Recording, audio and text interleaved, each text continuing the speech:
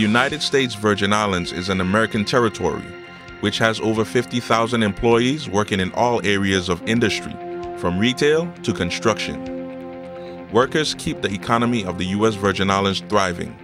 The Virgin Islands Department of Labor does its part to help supply a workforce and provide training opportunities.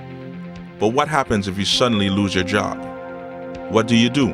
And who can you turn to help while you're unemployed? The VI Department of Labor's Unemployment Insurance Division is a great source of help.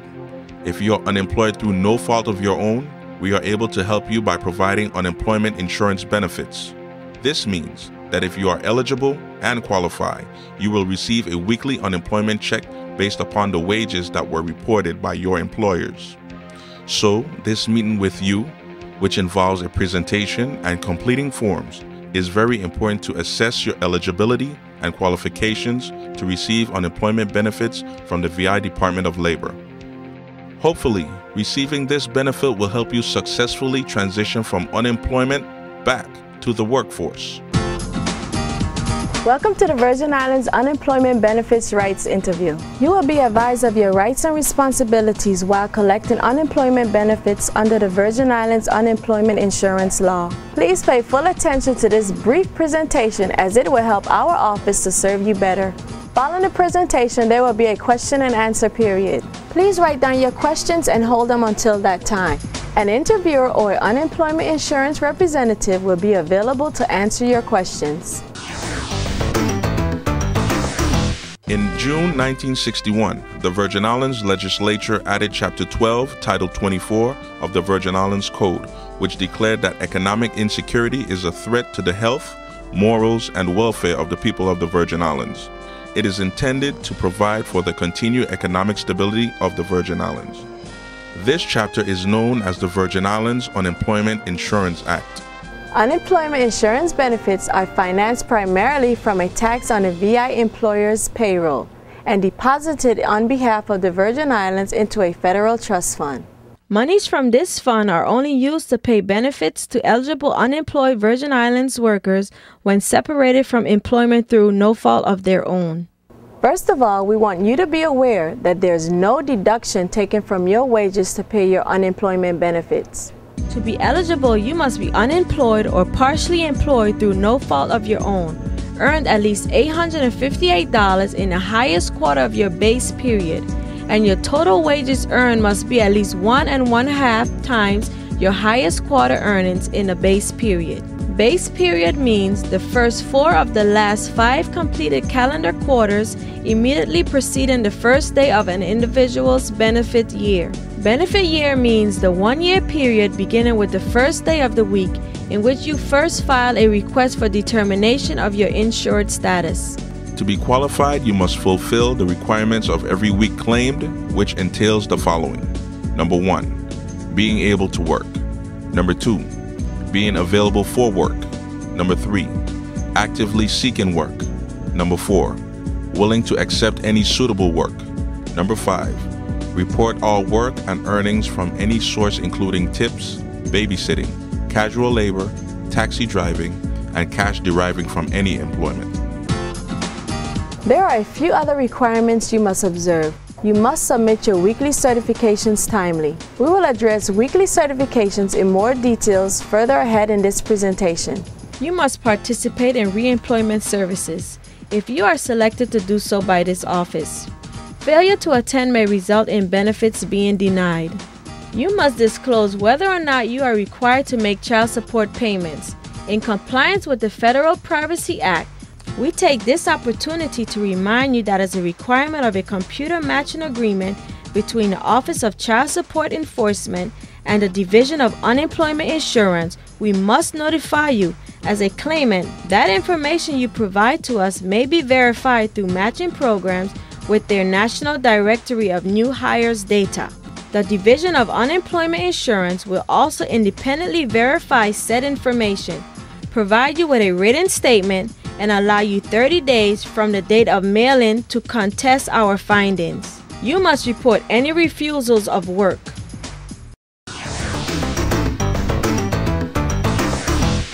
Now that we have reviewed the requirements, let's take a closer look at what they mean. Able to work means physically and mentally able to perform full-time work.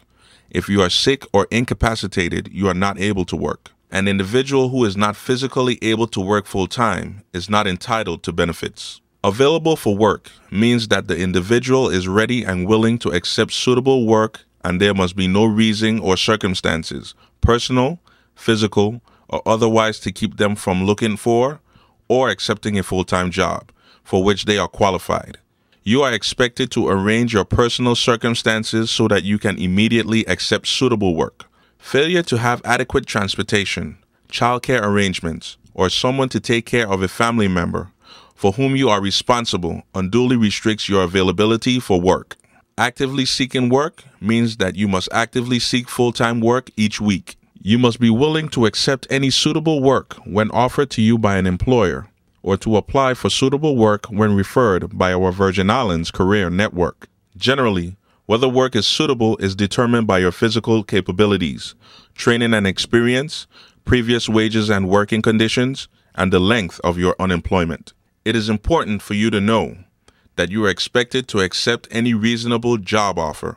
If your unemployment lengthens, the division will reassess the type of job you're being offered, and you will be expected to accept any reasonable job offer.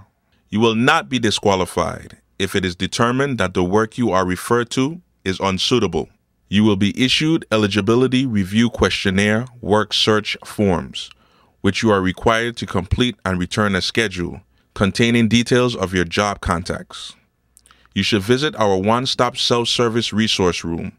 Our direct link to our job listings can be found on our website at www.vidol.gov/jobs, or come in and one of our VI Career Network staff can assist you. Visits to the VI Career Network more than once a week will only count as one search on your eligibility review questionnaire work search form. If you cannot find work in your regular occupation, you are expected to look for work in other occupations for which you are qualified.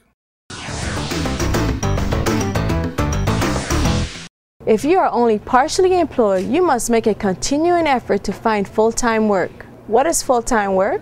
Full-time work is generally considered to be 40 hours per week. However, in some industries, the number of hours for particular services may be different, based on jobs that work according to schedules, or is customary to work more or less hours per week. You received your monetary determination when you filed your initial claim. This form is very important as it determines the amount of benefits you are entitled to receive and the duration of those benefits. It is imperative that you carefully review this form. Listed on your monetary determination is the employer or employers you worked for during your base period and the quarterly wages they reported. You must verify that your Social Security number, name, and address are correct as reported to this office. You may experience unnecessary delays if this information is incorrect. Check the wages reported by your employer or employers. If wages were omitted, your benefits may be less than you are actually entitled to. If you do not agree with the wages listed, or if any employer you worked for during the base period was omitted, you may request a redetermination. You will be required to submit proof of the missing wages such as W-2 forms or check stubs. This figure represents the total quarterly wages reported to our office by your employer or employers within your base period. This figure represents the quarterly wages which were the highest within your base period. This is your total weekly benefit amount. It is computed at 1/26th of your earnings in the highest quarter of your base period. This is the amount you will receive for each week of total unemployment. This is the number of weeks you are eligible to receive unemployment benefits within your benefit year. You may ask, what is a week? For unemployment compensation purposes, a week is always 7 calendar days, beginning at 12:01 a.m. Sunday and ending on midnight the following Saturday. A waiting week is the first week of unemployment occurring in a benefit year, in which the worker has complied with all eligibility requirements. There are no benefits for a waiting week. The minimum weekly amount payable in the Virgin Islands is $33. The maximum weekly amount changes yearly in conjunction with the established average weekly wage for the respective calendar year. Each claimant's benefit amount will depend on earnings received during their base period. Your maximum benefit amount is the amount of benefits available to you throughout the benefit year. It can vary between 13 to 26 times your weekly benefit amount. You should be aware that if some of your employment was performed in another state, you may combine those wages to establish or increase your benefit amount in the Virgin Islands, or you may have your claim filed against the other state if it is determined that your maximum benefit amount is greater there.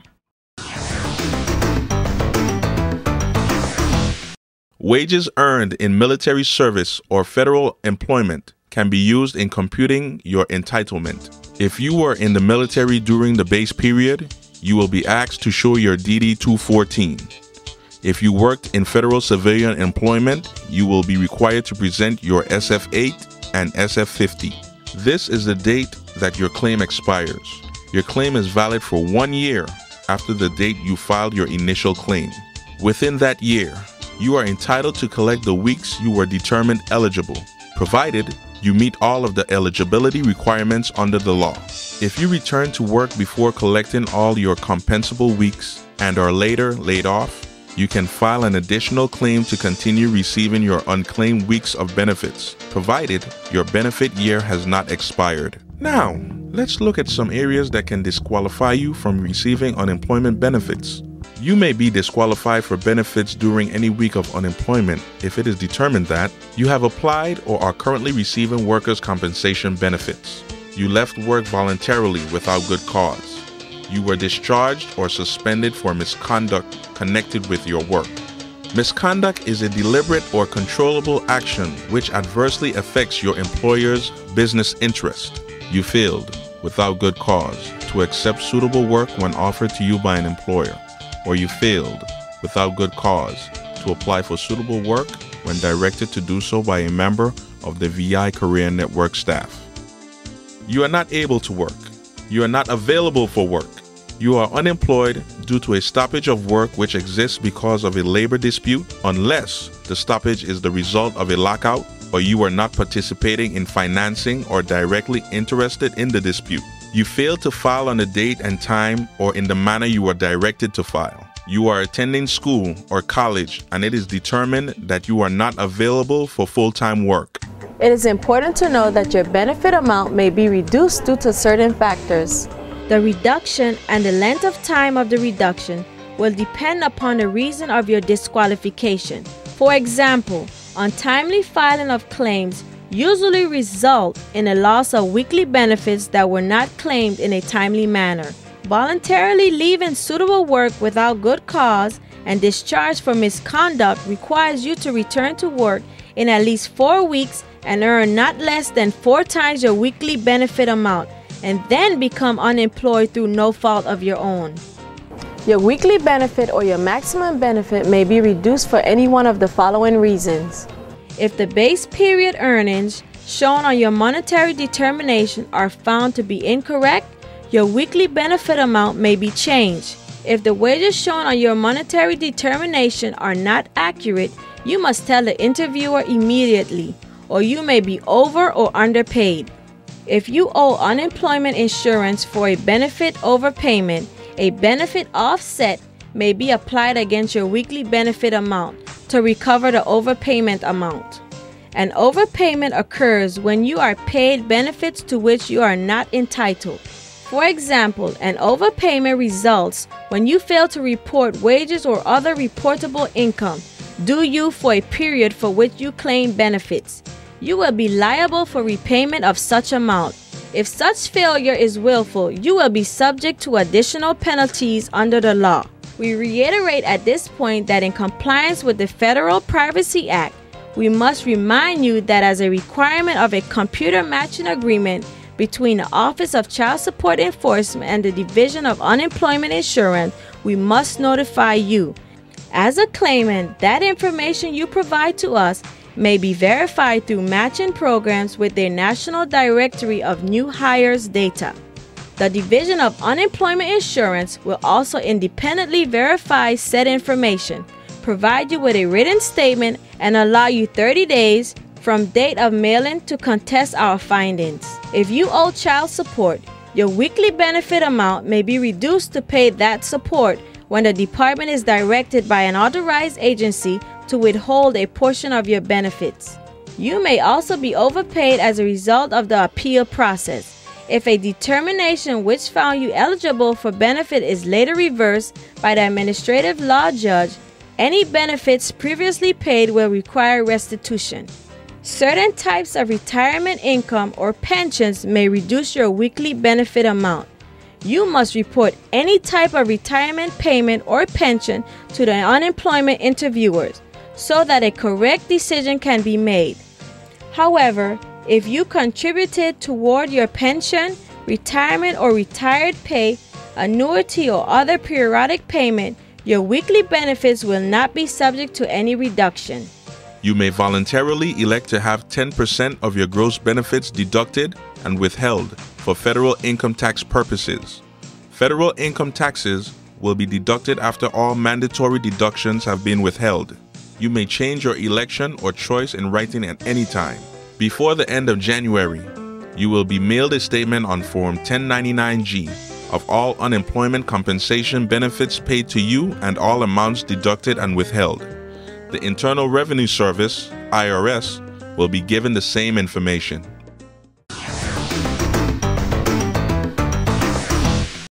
What if you're partially unemployed? If you receive or will receive wages for less than full-time work, your weekly benefit amount will be reduced possibly to zero by a part of those wages for each week to which the wages apply. The earnings deducted from your WBA for partial unemployment will be 75% of all earnings in excess of $15. Here's an example. Weekly benefit amount $160. Earnings $130 less $15 equals $115 times 75%.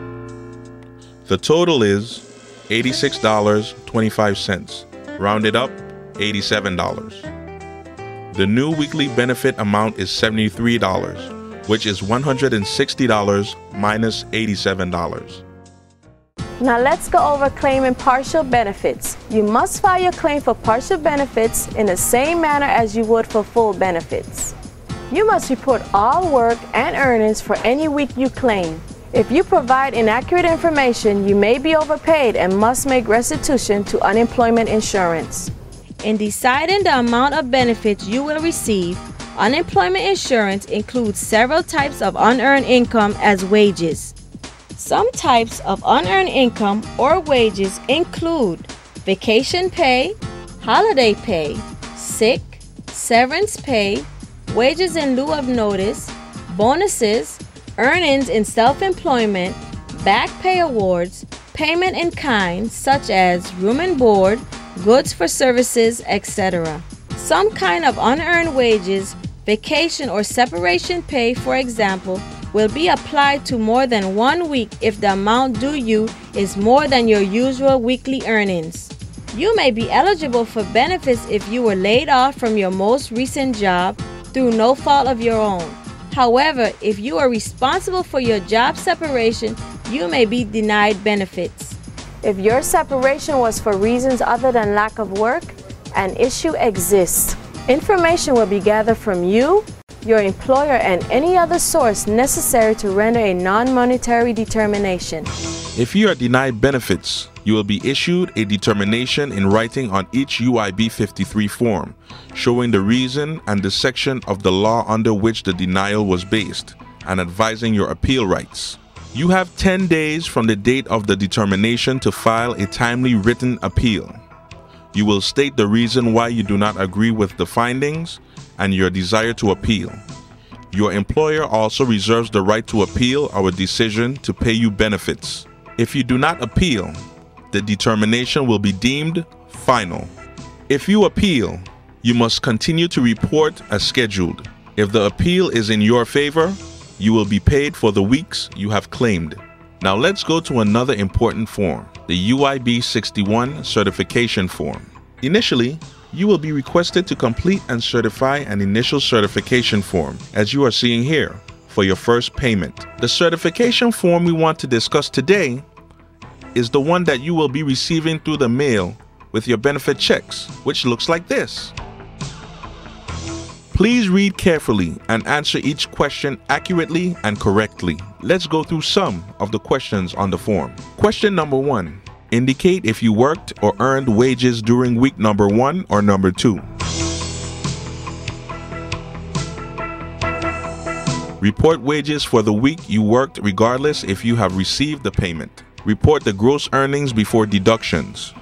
This includes wages from the operation of a taxi, commissions, tips, babysitting, cutting grass, self-employment, or any other income for services rendered from any source. Military Reserve and National Guard must be reported as earnings.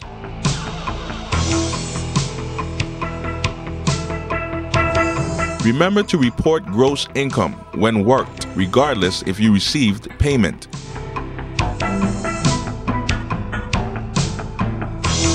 List any pensions or retirement benefits. Question number 2. Has there been a change in your pension? Yes or no?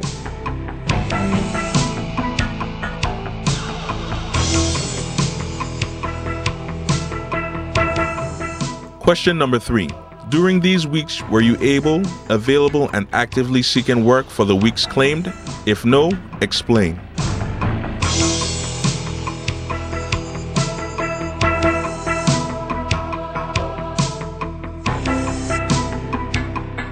Question number 4.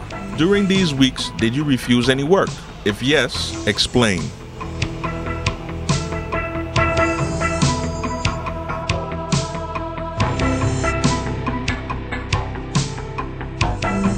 Question number 5. Have you returned to full-time employment? Indicate yes or no. If yes, indicate start date and employer name.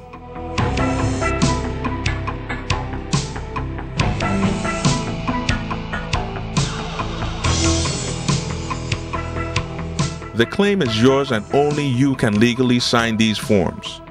Please read and answer these questions correctly. Please do not sign until you are sure the information listed is correct.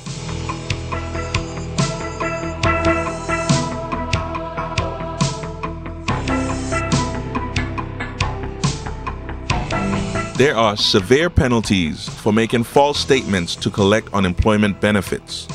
You should be aware, as mentioned before, that the Virgin Islands Unemployment Agency has fraud detection systems and also maintains computer files of all wages paid and can detect fraudulent claims by individuals who are working and claiming benefits at the same time. Legal action will be taken, if necessary, to collect fraudulently collected benefits. To avoid any unnecessary delay, please complete this form accurately. Again, please write down any questions you have about any of the information or completing the forms that have been presented to you today. Your questions will be addressed following this presentation by an unemployment insurance representative.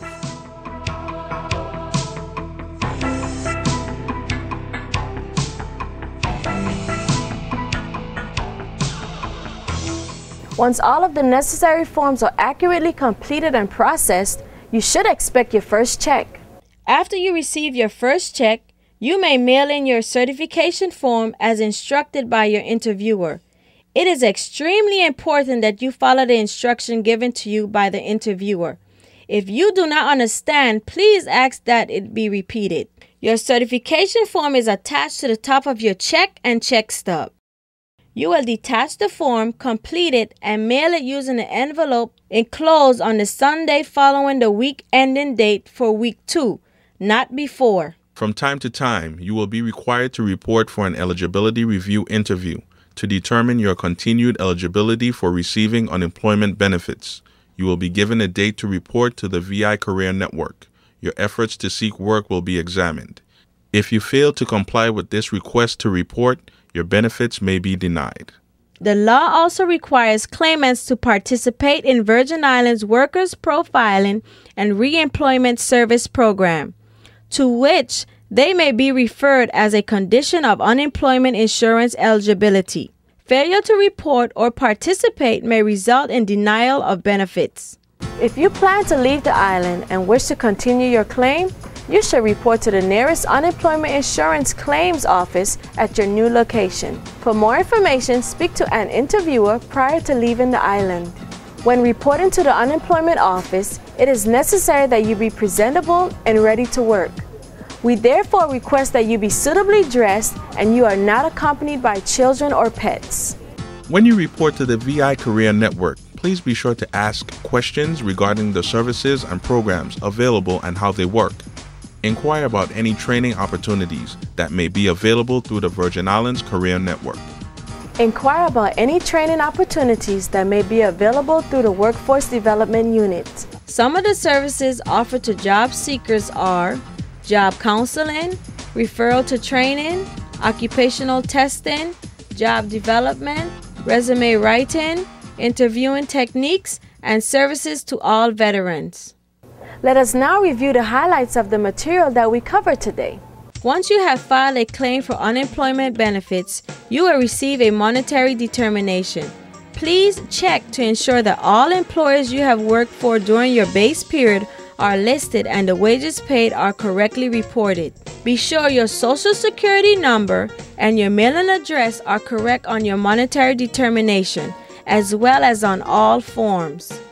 If you are denied benefits for any reason and filed an appeal, you must continue to report as instructed. Complete all forms accurately and legibly. Sign and date all claim forms upon completion. Only you can file your certification forms. Information will not be released to friends or relatives. Do not mail in your certification forms before the week ending date you are claiming. Early mailing can result in a denial or delay of benefits. Let's again go over the eligibility requirements. To be eligible for unemployment benefits, you must be unemployed or partially employed, able to work, available for work, and actively seeking suitable work. You must report to this office whenever directed to do so. Report all income, including workman's compensation and disability income. Any wages earned must be reported during the week they were earned, regardless of whether you received payment or not.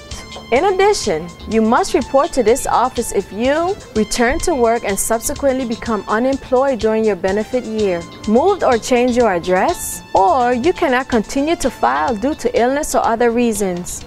We are here to help you through this difficult period and assist you in returning to meaningful work.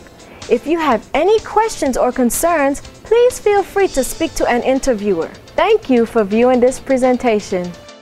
If you have any questions, please feel free to contact the Virgin Islands Department of Labor on St. Thomas at 776-3700 or on St. Croix at 773-1440.